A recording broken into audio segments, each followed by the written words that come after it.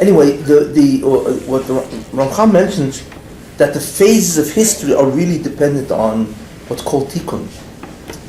In the end, that determines everything. And I had mentioned, I think the last time, that there are different phases of history, all based on the whole concept of tikkun.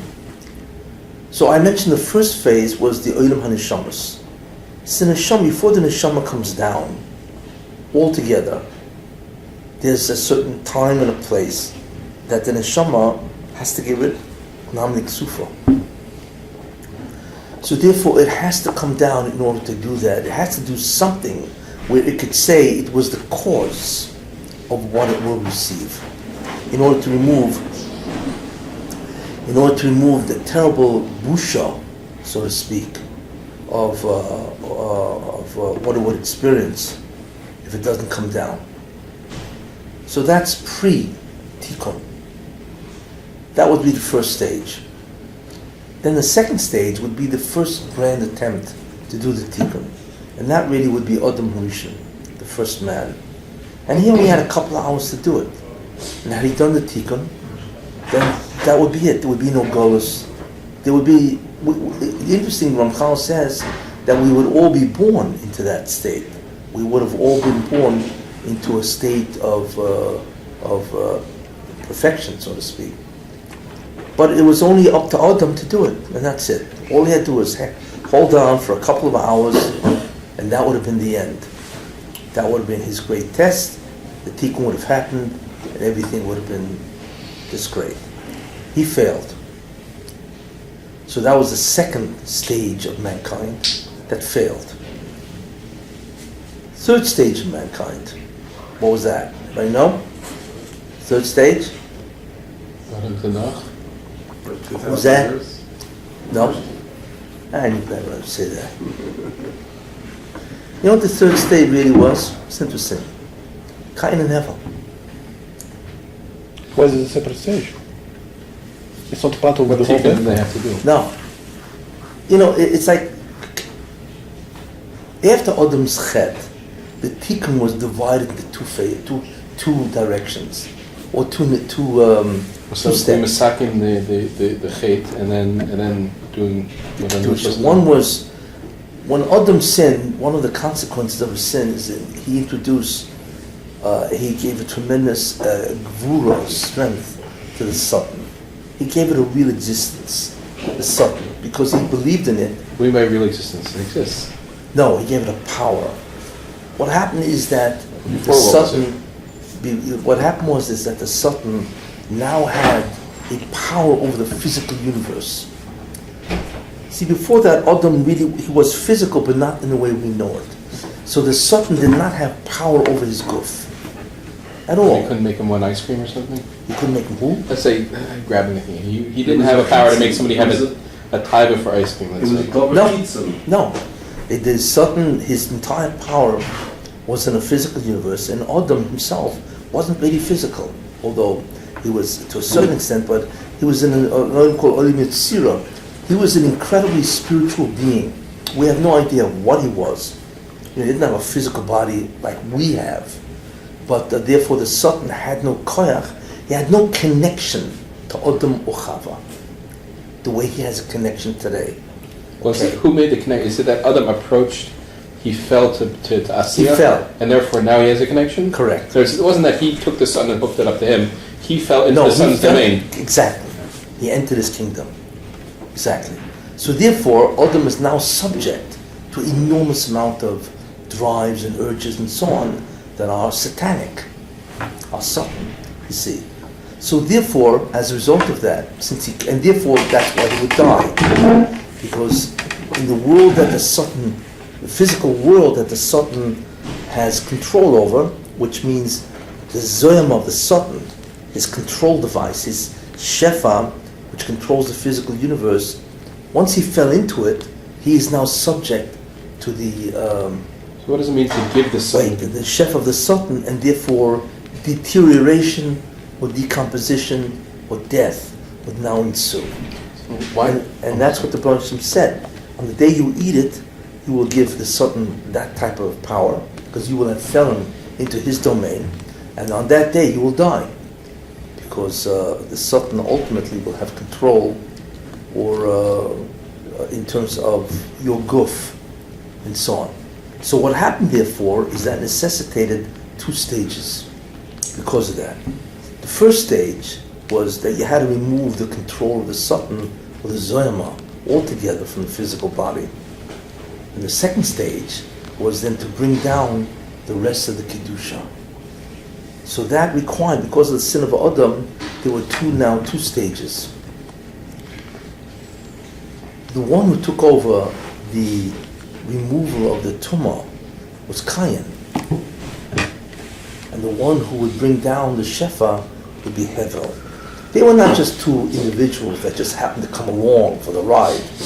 Here we are, guys. You just happen to have Cain and Hevel.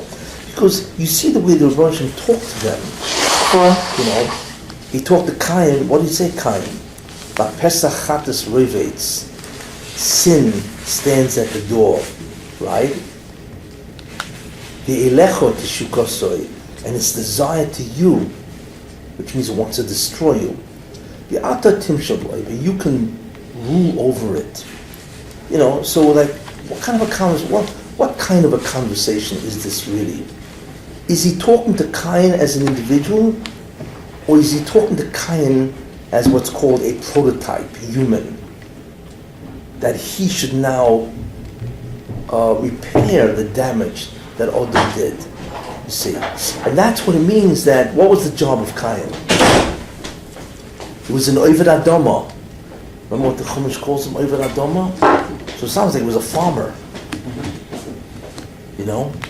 But if you think about it, somebody who removes or is mezakeh, purifies the physicality of the human, is Oved Adama. He works on the Adama, the physical, you see.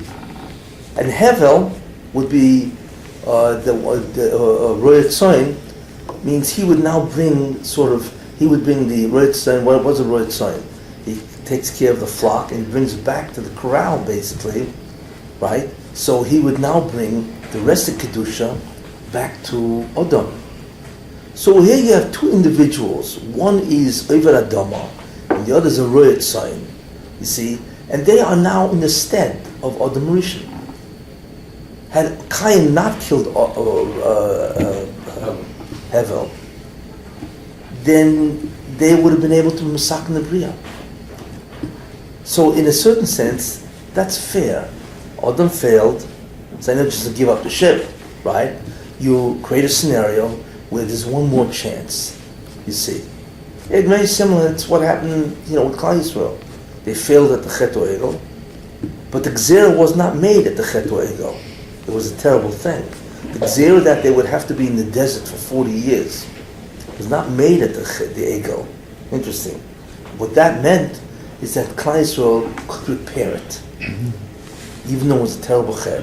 But there was an ability to undo the damage of that Chet. But when they did the Chet, the Meraglim, you see, so the Chet of Egel was a national disaster. All clients were basically, at whatever level of culpability was involved. Whereas at then the next national disaster was the Meraglim, the Lashon Hara, and so on. And then the Gzera was sealed. Okay, I gave you a chance. It's like fair, you took the test, you didn't do well, I'll give you one chance. Everybody has an off day, as they say, right? You had an off day, and you one shot, and the Meraglim was the second shot.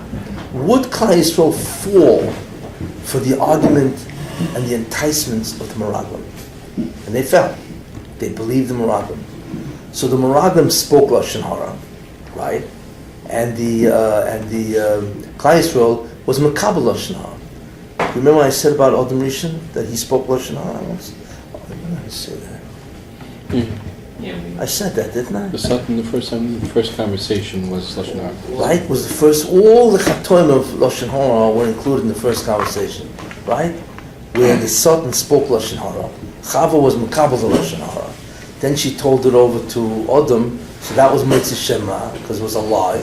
And then when she told it over to Adam Rishon, that was again Sipur, you know what I'm saying? And it was also Chilas, because she said God doesn't want us to do this, because he doesn't want us to be like him. So that would immediately infuriate Adam Rishon and Chava, because the Nachash talked about that. Oh, that's why God doesn't want to do it, not for our benefit, it's for His benefit. You see, that would automatically make them mad at God, and so on. So it's amazing that the Chet of Adam ultimately was the Chet of Avodah Zarah, because he believed that the tree was an alternative to God. And it included Lashon Hara, if you think about that.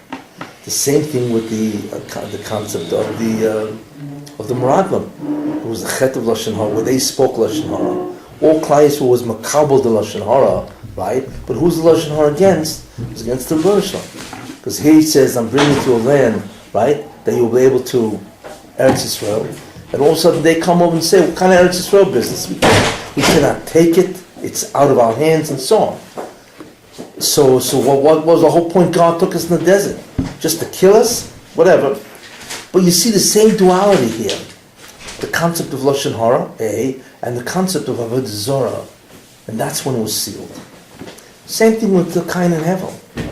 You know, that would also be a second chance at repair. But obviously they failed. Cain failed, he killed Hevel. And so on, you know, so therefore that would automatically mean that was it. Once that happened, then there was no second chance anymore. It was no longer up to individuals. This is the concept, you know. Adam Rishon was an individual that could do tikkun. Cain and Hevel were individuals that could do tikkun, since the job was now divided into two aspects. Now it became no more individuals, it now multiplied to a Rabbim. And that's why you had the first 2,000 years. So that would be, so the first phase would be pre-tikkun, before Adam. Then you would have the second phase would be Adam Rishon himself. He failed. Third phase would be Cain and Hevel. They failed. Then the fourth phase would be the Rabbim, the nation itself, which is all the 70 nations. That would be the fourth phase, yeah. And they failed. They failed twice. Again, they failed by Noach, the Mabel, and it's almost like they had a second chance. And they failed again by the Dohaflon. You see, it's funny. Everybody's getting a second chance, and nobody's making it. You see. So how did Klal Yisrael, how did Avraham Avinu seal the deal? Oh, so therefore, what happened was it meant that so everybody's failing. The individuals are failing. And Avraham got out tough that you'll do the tikkun. He basically got tough that you're going to be the one to do the tikkun. Wait. Everybody's failing. The individuals are failing, and the nations are failing. You see. So what the Bansham did is he changed the whole deal. So he looked for a person that was the only individual doing it. It was Avraham Avinu. Avraham Avinu was out there trying to bring people, spread the emunah of the Bansham. He was the only one. So therefore the Bansham turned to him and he said, I will make an agreement with you, a covenant. I will make an agreement with you that you will do it individually and your children and so on until, you have Avram, Yitzchak, Yaakov, then you have the 12 Shvatim, and then the rest of the tikkun will be Klal Yisrael. So again, it went from individuals, but an interesting thing is that there was a difference. Avram, Yitzchak, Yaakov could no longer do it as individuals like Adam or Cain and Hevel. They could have done the whole thing.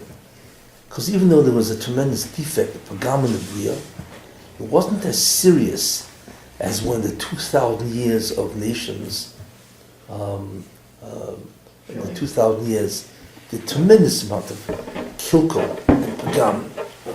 So therefore, it would now require both individuals and an entire nation to do the tikkun. You see, and was that the fifth?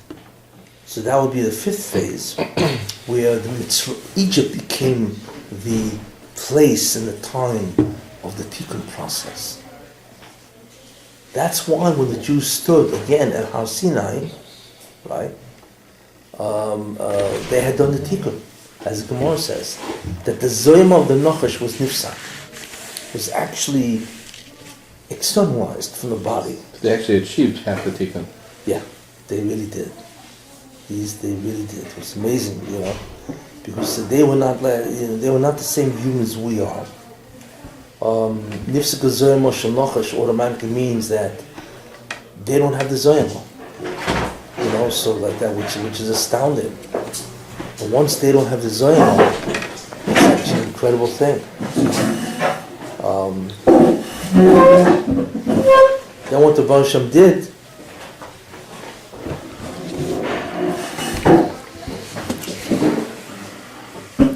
a person who has zoyama basically has to die.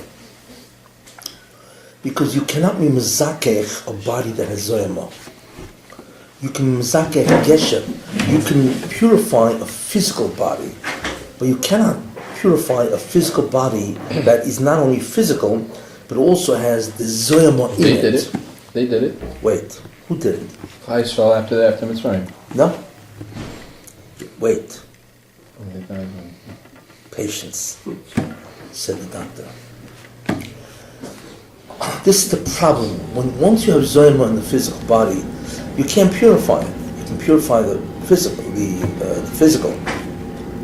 Zoyama, however, a person has to die, and then the zoyama is nifsak, because the person is dead, and then once the zoyama is removed, then the body can be purified. The geshem can be purified. Now, Klal Yisrael, when it stood at Har Sinai, nifsak zoyama. That's true. Okay, but nifsak zoyama means that there was no koyach of the zoyama really to influence the body. But the zoyama is still connected. Therefore, the Moshe killed them all. Yeah, you wonder, why did Moshe kill them all? He appeared to them and gave them 2 mitzvahs. The first 2 mitzvahs of the Aseret Dibros. He knew they would die, so why did he do it? So therefore, that was the death that was required. By twice then.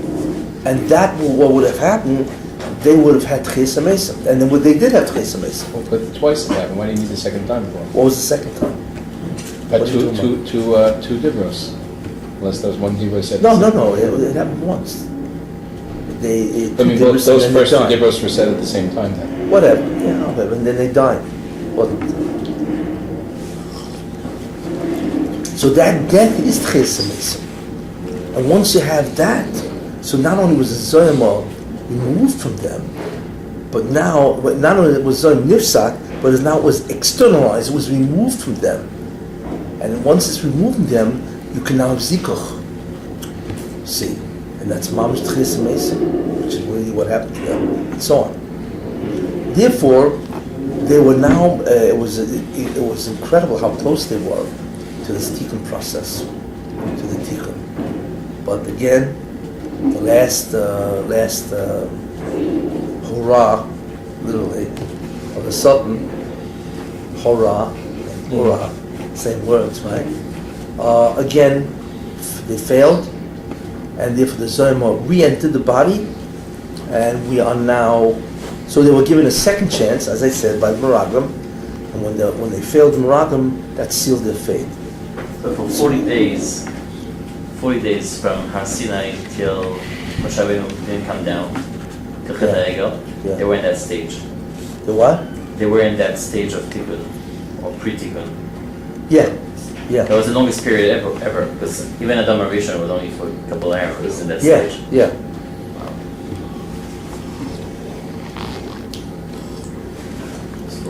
Yeah, that is really the longest stage. Therefore, so what do we have? We have before Adam, we have Cain Behevel, we have the 2,000 years until Avram, and then we have Avram, Yitzchak, Yaakov, the Shvatim, and the all Klal Yisrael is 5. 5, and they almost did it after 5, failed, and now you go on to the other attempts at tikkun. So they failed, and then slowly you would have different generations doing certain jobs, which is interesting, So basically we are stuck in the next 4,000 years. Listen, Actually less, whatever, 3,500 years. After Klai Yisrael the Midbar, it became that each generation does a piece, as opposed to one generation doing the whole thing?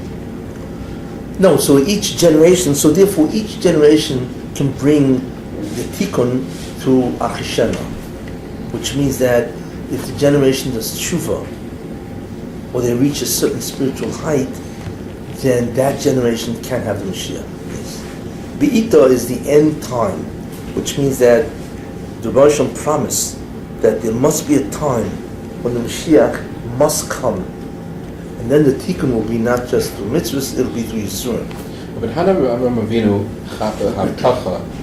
How do you get a haftacha that you're going to be the one to do the tikkun?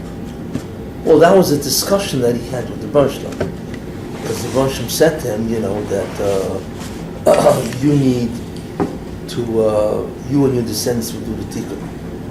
So Avram Avinu said to him, well, I hear, but Mo'eda means they can mess up just like everybody else did. Yeah, I think I once said this, but they can mess up just like everybody else did, and as a result of the mess up, you'll do the same thing you did to Noah. You'll wipe everybody out. So what the Rebbe did, which he didn't do before, there's a guarantee on Hogo that the Bria must survive. It's called Hogo Seyichot. But weren't there other Brios that, the whole 900 something Brios that were destroyed or something? No, that's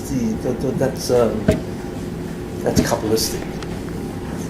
And the 7 worlds and all that.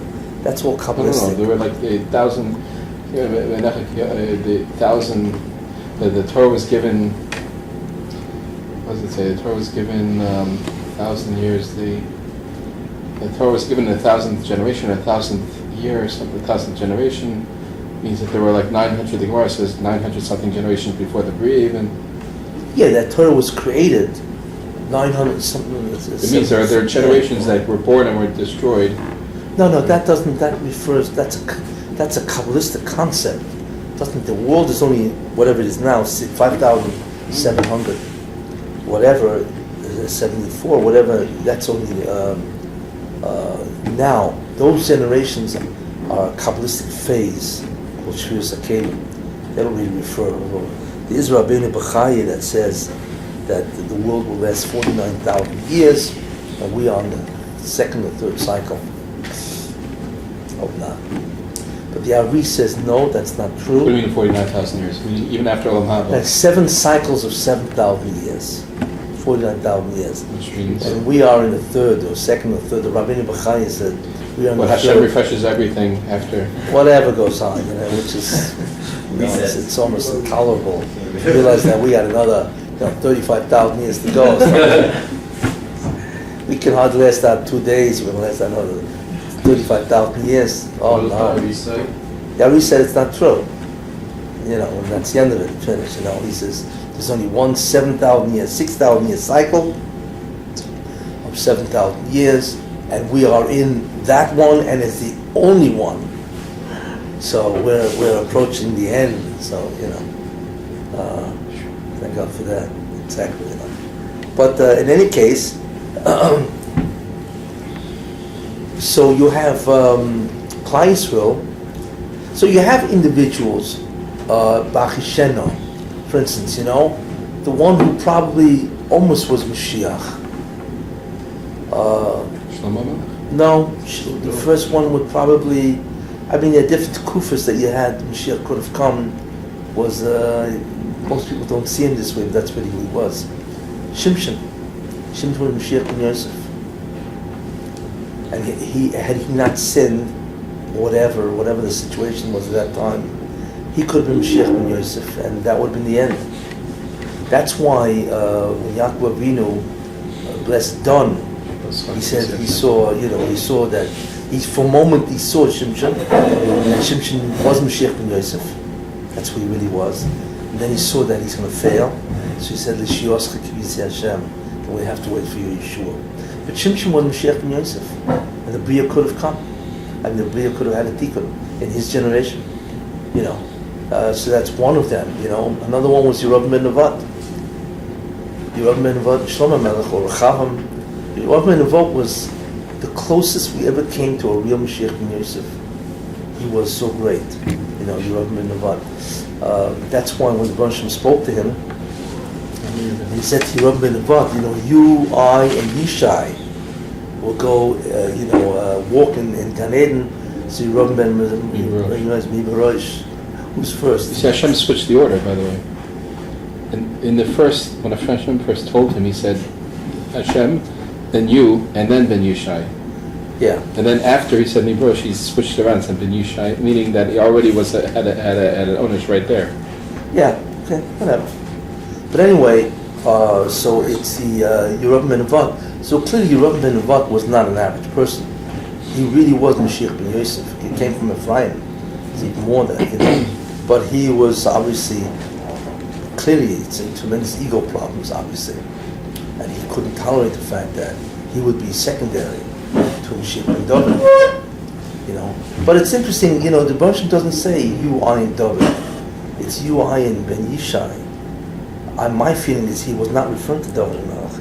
He was referring to Rechavam, because that's when the kingdom split. Rechavam took over after Shlomo Melech passed away. Rechavam took over as David, the descendant of David. So, to me, it seems that he was referring to Rechavam would be Ben David, you will be Ben Yosef, and we can have the tikkun. And he refused. So that again could have been a tremendous time of tikkun. And then you have other times through the generations where they could have had a tikkun of the brim. It's very interesting, you know. But all of this would have been B'Chishana. Purim was a time, Chizkiyahu was a classic. Moshe wanted to make Chizkiyahu Mashiach, Ben David, and Sancheirav and his, that would have been the war of Gog and Magog, because the Baruch Shem could use these circumstances to manifest or to be the manifestation of different things. Gog and Magog, Chizkiyahu failed.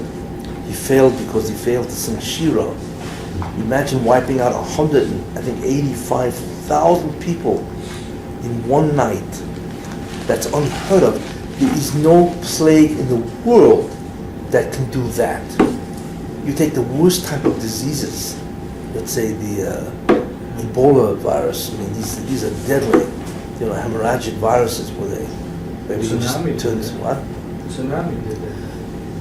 No, I'm not talking about a climate disaster. No, yeah, of course. An earthquake wipe easily wiped that out. No, I mean, there's no disease. They were all intact. They all died, you know. There is no disease in the world that can kill that many people so rapidly. I mean, this was clearly a Nes Shebenissim. So he should have sang Shira. Chizkiyahu should have sang Shira, which is beyond belief, you know. And he didn't. So therefore, because he didn't sing Shira, and therefore, whatever that means, that he failed to understand the magnitude of that Nes, that it wasn't a Nes, it was a Nes Nigla Ad Nioid. I mean, there's Nisim, you know. The Kriya Samsov is not just a Nes. It is something which is so beyond what nature could possibly do, means the physics of the universe, that is obviously beyond belief, you know. It is a display of such a radical departure of physics that there is no other way to explain it. Same thing. 180 or 185,000 people dead in one night, you know, and it just happened to be the army of these guys. I mean, you know, it just happened to be, it's all right. It wasn't some far-off city. It was the guys surrounding you and they died, you know. Like I say, even if you dropped, you know, what do you call it, you know, chemicals, I mean, whatever, I'll kill the whole army, you know, it's one night. But he failed, and therefore he was not Mashiach, and therefore it never happened. So, you know. So there were, and then Purim was another time, Chanukah is another time. Bar Kochva was another. Bar Kochva probably was another time. Yeah, Rabbi Akiva said, you know, and the Chazal disagreed with him. But, you know, Rabbi Akiva probably would have been Mashiach ben Yosef, and Bar Kochva would have been Mashiach ben David. But again, he failed, arrogance, same thing. When he was Mispar, said to the Baruch Shem, listen, you don't want to help us, you don't have to help us. Many things don't help them. What kind of statement is that? As if, he has power, on his own and so on. Anyway, he lost. So over the years there has been different attempts, possibilities of Mashiach to come. So I would put them all, lump them all together in the, what number are we up to? 6, 7, never? The whole 3,300 years. Generational attempts. Attempts at Mashiach to come, yeah. I read Rabbi Kazari had said, shown that he met the Mashiach for this generation, but he's not going to come out and reveal himself yet. And then Who said that? Rabbi Kazari. The Kazari? Yeah. Yehuda Levi? He was nifter about 10, 15 years ago, possibly. He was 100. Oh, you're not talking about the Kazari. You're talking Oh, about... no, yeah, I'm not that. So... I have no idea what you're talking about. You're saying said- somebody met Mashiach? He said he knows who We were cool Mashiach in is. Israel. Like Kaduri? Yeah, he's a big Kaduri, no? That he knows who Mashiach is in this generation. Kaduri. Yeah. So, but he's not revealing himself. So I was very excited to read that, and I mentioned that to somebody, and they had said, in every generation there's someone designated to be a Mashiach, but it just never manifests itself. So In every generation, that was the hush cover they gave me at that time. yeah. What is a Mashiach, really? The different ways to understand that and so on, But what it basically is that there are certain neshamas, in terms of who it is, there are certain neshamas that have a huge amount of connection to the upper worlds. And basically it all starts with Yehuda and Yosef. Okay. The Mashiach is a composite. He's a composite. Let's take Mashiach ben Yosef. Who is Mashiach ben Yosef? There's a neshama called the neshama of Yosef. Okay. That spins off different sparks, but they're very large sparks. Okay, they're called shloshim. They're called the shurish of Mashiach ben Yosef. That shurish will spin off smaller sparks. Now, so therefore, the one who becomes Mashiach ben Yosef is a shurish of Mashiach ben Yosef. He is the one who is a candidate to become Mashiach, although he's not Mashiach yet. So, the Mashiach ben Yosef, whoever he is, will be a shurish of the neshama of Yosef HaTzadik. When he does become Mashiach, which means that the generation is found qualified, fit, then that shurish of Mashiach will join together with the Yesod Neshama of Yosef. So you have the shurish joining together with his origin, his major foundation, Neshama, called Yosef, that's 2. And he will receive also the neshama, or the highest aspect of the neshama of Adam Rishon. Now, a person has 5 halakim to a neshama. The highest one is called Yechida. The Yechid of Adam Rishon, so when Adam sinned, his neshama was nifgam, it was polluted. However, before the highest aspect of the neshama, which is called Yechida, it flew away, or it disengaged before Adam could do the chet. So that Yechid of Adam Rishon is a neshama, or aspect of neshama, that was never polluted by the chet of Adam. And that Yechida splits. That is the crown of Adam Rishon. That splits. One part is the crown that will go on the shurish of Mashiach ben Yosef. So what do we have? You have the shurish of Mashiach ben Yosef, right? Combined with the neshama of Yosef, and it combines with the crown, the Yechid of Adam Rishon. He becomes the real Mashiach. The other part, where the neshama, the shurish of Mashiach ben David, because it's not Yehuda anymore, it's David, because Yehuda sinned. Anyway, so it's David, and he will combine with the neshama of Yehuda, and he will get that shurish of Adam Rishon, which is called the Yechid of Adam, which appears and comes to Mashiach ben David. So And Mashiach is really a three-part neshama. He is a shirish, one. He combines with the foundational neshama, two. But what makes him Mashiach is the yechid of Adam Rishon. And that yechid of Adam Rishon, if you think about it, is really the yechida of the entire Klal Yisrael. Because Adam was the totality of all the neshamas of Klal Yisrael.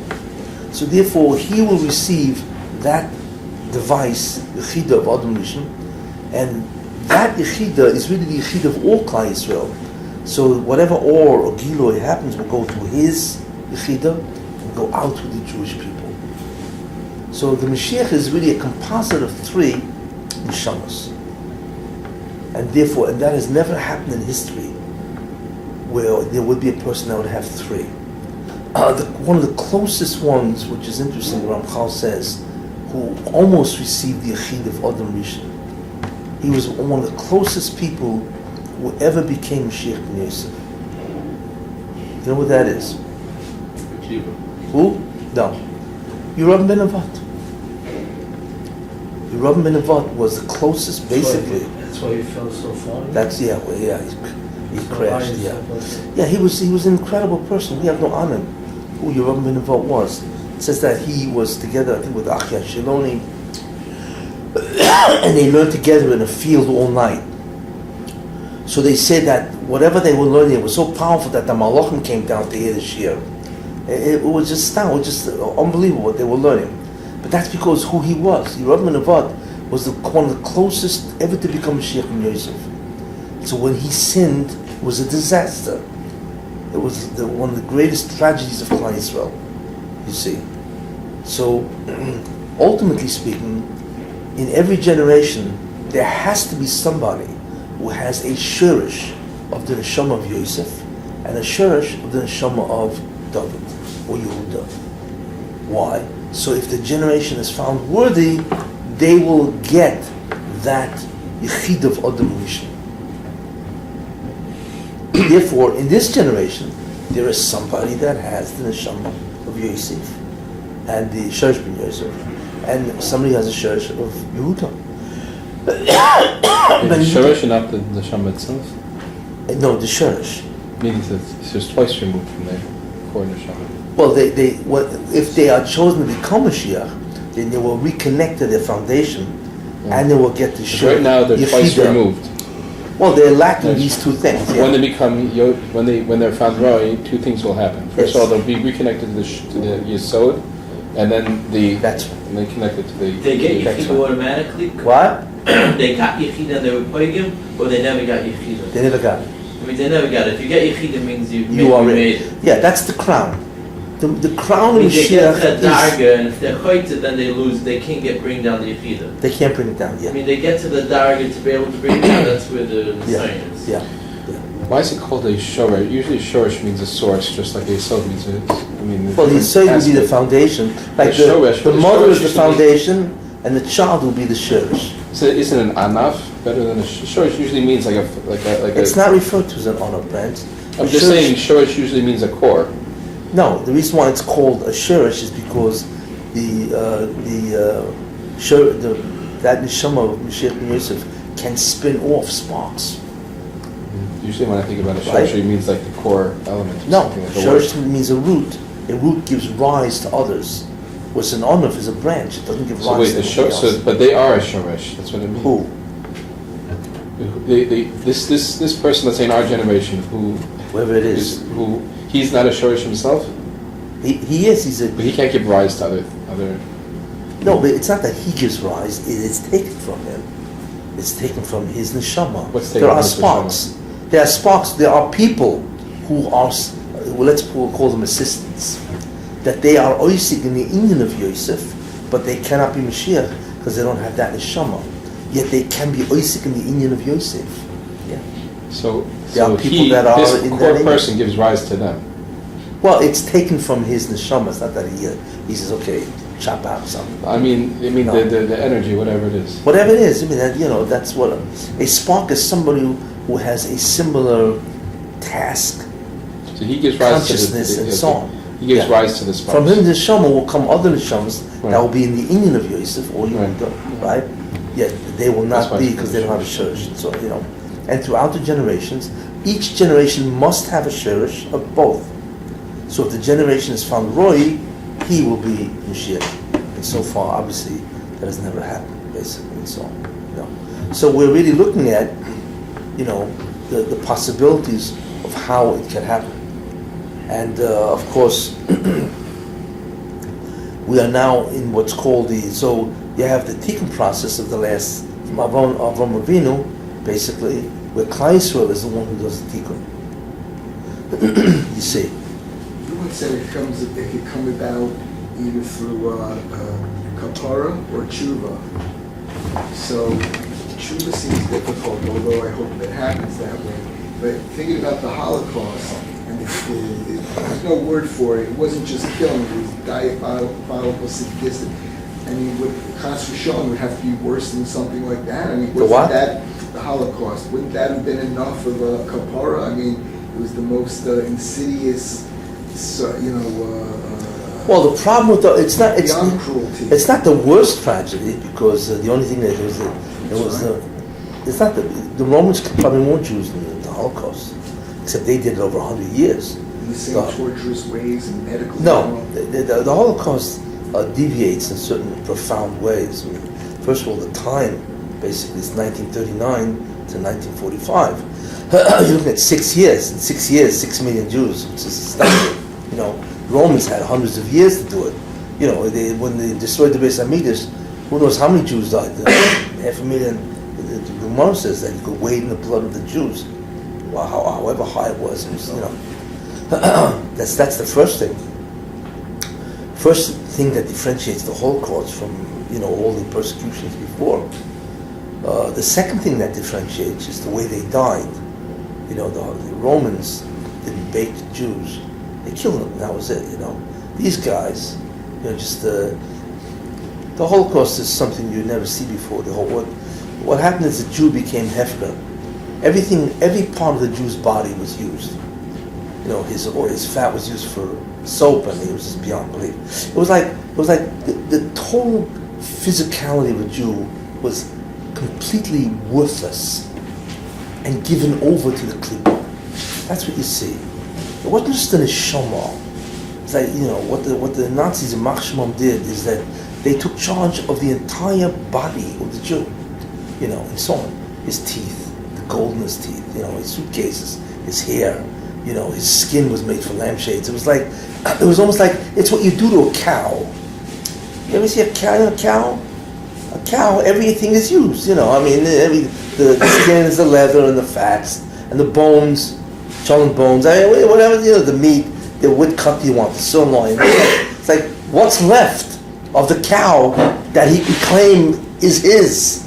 Now, even tongue is the tongue. It's like there's nothing left in the cow. The same thing with the Jew. Why? What does that mean? We're just holding that and so on. So that was the second thing is that you don't see that in all Jewish history where the whole physical body of the Jew was absolutely worthless or it was used for the benefit of people. It's unheard of, So the speed of killing, murder, 6 years. The total bittul of the guf, annihilation of the body, is a second incredible thing. The third thing is just the way they died. They were tortured. The Romans, like an army, they go and kill you and that's it. You have a battle and they kill you in war. But this wasn't the war. They took Jews and they tortured them. In whichever ways they gassed and tortured them. I mean, it's not a way to kill people. You see, so that's the third idea, in terms of that. The fourth thing is the whole concept of the reason. Romans were not anti-Semitic. They were anti-everybody. Rome's purpose was to conquer nations and collect tax. That's why people conquer other people. It's either a power trip, but most of the time it's economics. If they have you as a nation, you got to pay them tribute, as they say, But did Rome hate the Jews? No. Rome wasn't anti-Semitic. They didn't hate Jews. They did the same thing to the Germans, the barbarians. But the Brits, whatever you call those guys. Anglo-Saxon.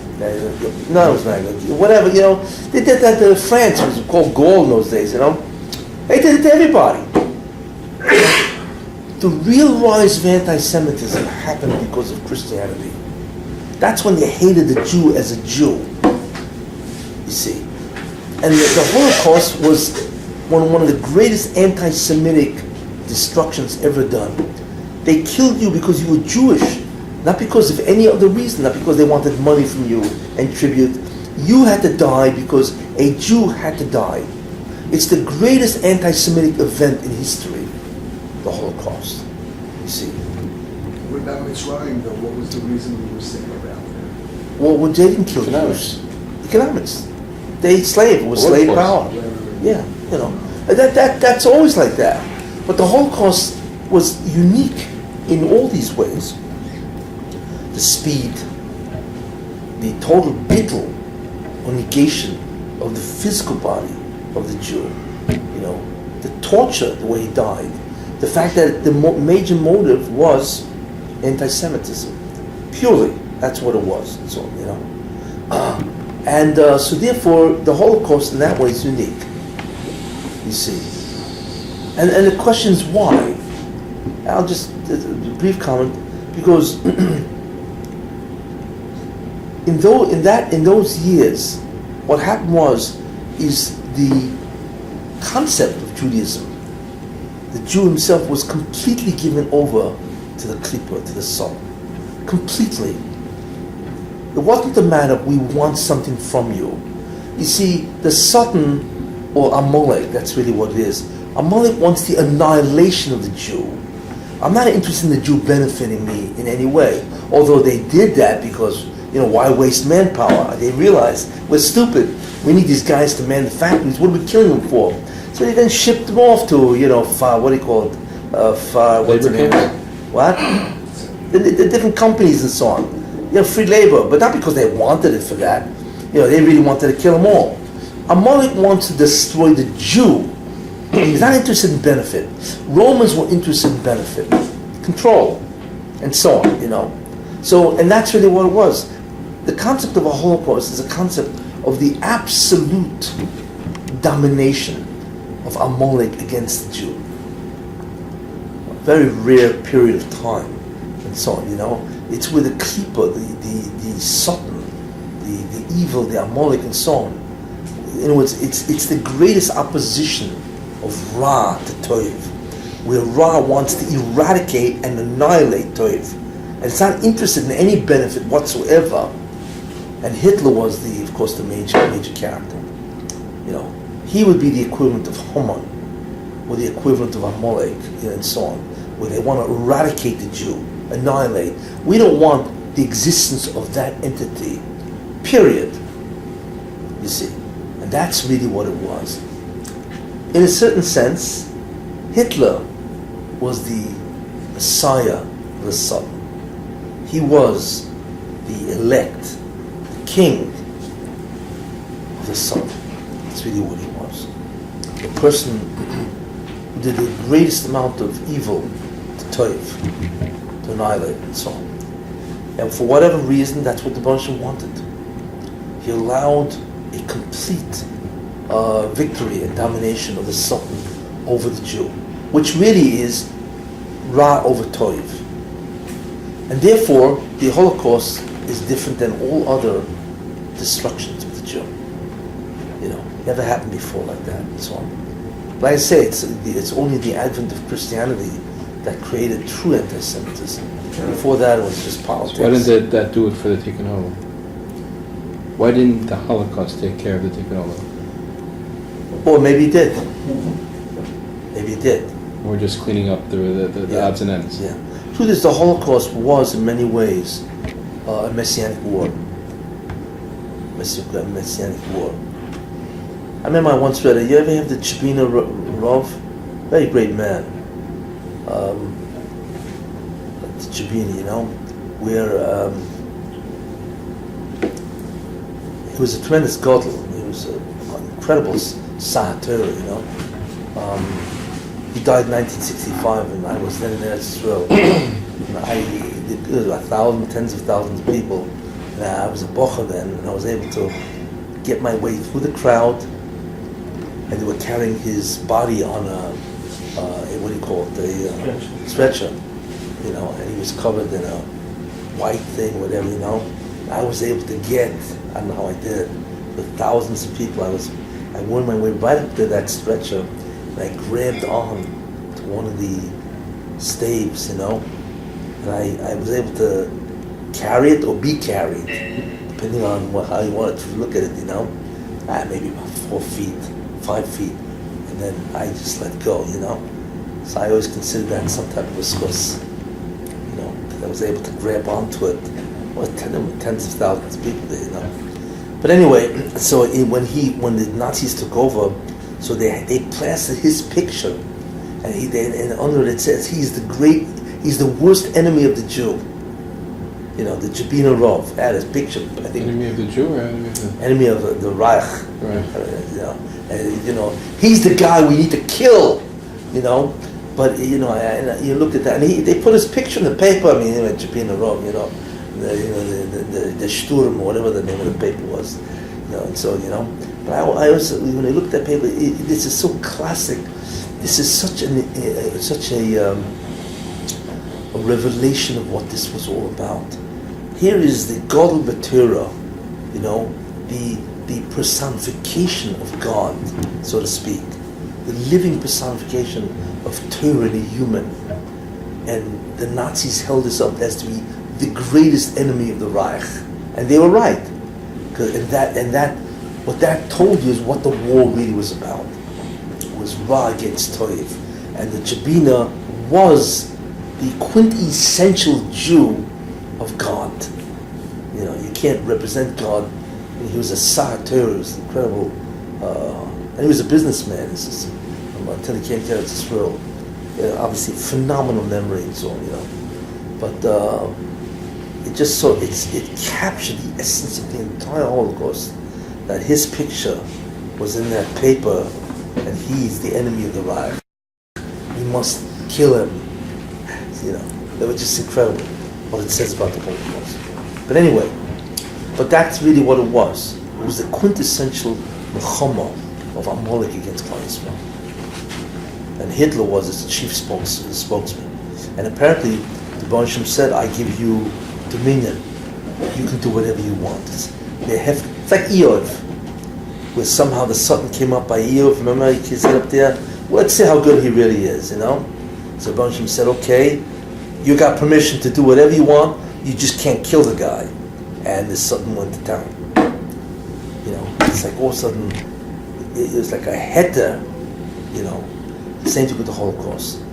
The zero was, there's a heter to do whatever you want to the Jews. And you can kill them. You know. But probably you cannot destroy all the Gedolim, or else there would be nothing left. And so on, you know. But that's what it was. Forget about the war here. This is the war against Amalek, against the essence of Judaism. You know, so it's really all it was. And therefore, like I say, he was able to do what nobody did before. The speed, the amount of Jews, 6 million, you know, there was 2 million kids, beyond belief. He wanted to conquer the world also. Oh yeah, but that was an excuse. He really wanted to kill the Jews. You see that because every time he came to a town, the first thing the SS did was get all the Jews. But he said that was clearly the major objective. Towards the end, didn't they tell him we need those I told you trains? this. Yeah, and he said I don't care. Yeah. That's the biggest riot. We need the trains for logistics. And he said, I don't care. Well, if you bring the troops to the front. Right. And he said I don't care. He needs to kill the Jews. Their pagan Norman background. They thought they deserved the world. Their mythology, paganism, the Normans. I think it's the Jew and their invention of God. Yeah. Clutch on civilization. Yeah. So the Holocaust is the greatest exhibition of the evil against the Jew ever known. Much more than the Romans. Like I say, Romans were always concerned with revolt. These guys were concerned with existence, Jews' existence. It's a whole different parsha. But my feeling is that ended the ability to Goyim to truly destroy the Jews. Because then right after that you had Eretz Israel, which would be some type of a refuge and so on. Well, everything, Rabbi Kotler, that somehow that created, and my belief that's a significant time which ends the ability of Goyim. And then you had, where Jews are now, they were freed, and it took many years, but communism can no longer dominate, and the Arabs have given up the Jews, where they have left for Eretz Israel. We are clearly seeing the end of the Golos, and at some point in time, the beginning of a true Messianic age. And that's something else, what's called the termination phase. That's the last kufa of the Tikkun, and so on, which I'll continue next week. I think there's only 2 more shurim left before I go to Eretz Israel. So I hope to see you next week. Before you can